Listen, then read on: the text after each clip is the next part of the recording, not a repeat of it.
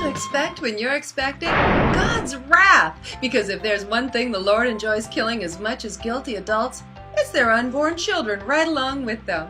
Whether he's drowning you in a flood or incinerating you in a fire, the Lord has a name for your little bundle of joy. Collateral damage? Well, unless it's an actual target, like the time he goaded the Israelites into running up to Samaria to hack open all the pregnant gals like great cantaloupes. You see, God is militantly pro-abortion in the sense that he uses the military to perform them, but he isn't technically pro-choice because it never occurs to him to give you one. Now, you'd think fetuses would be spared God's rage. After all, they have more limited opportunities to provoke it, but don't confuse God with Santa. The Lord only bothers to figure out if you've been naughty or nice after he's killed you, which is why he can point to a whole nation of children, born and otherwise, and tell Moses, "Go ahead and just kill all of them." The Lord's wrath isn't exactly known for its pinpoint accuracy, which is why the Israelites took to slathering their doorsteps with blood. That way, God would know they were Jews and kill the uncircumcised kid next door. And the lesson we learned from Passover, your faith is a complete waste of time. Because God's so absent-minded, he has no idea which religion you follow. You have to remind him with blood or Post-its.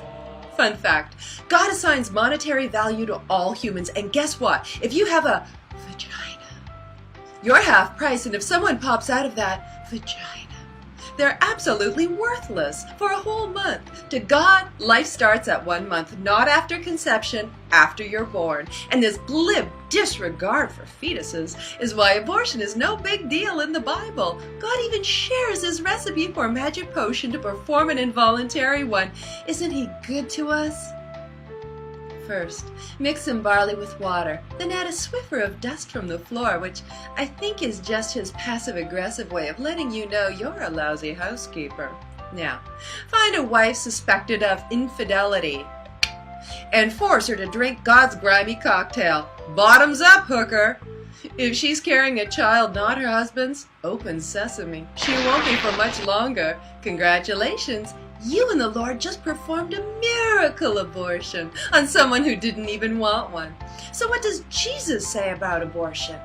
Well, you'd never guess it from listening to his American followers, but Jesus said exactly as much about the subject as he did about homosexuality. Not a single word. But don't let this rude disinterest fool you. Anyone who's read Revelation knows Jesus plans to trash more fetuses than an Alaskan prom. The Lord may have undergone anger management between testaments, but it's hard to teach an old God new tricks. Because Jesus' second coming is going to make the kitty killing and God's great flood look like dinner theater.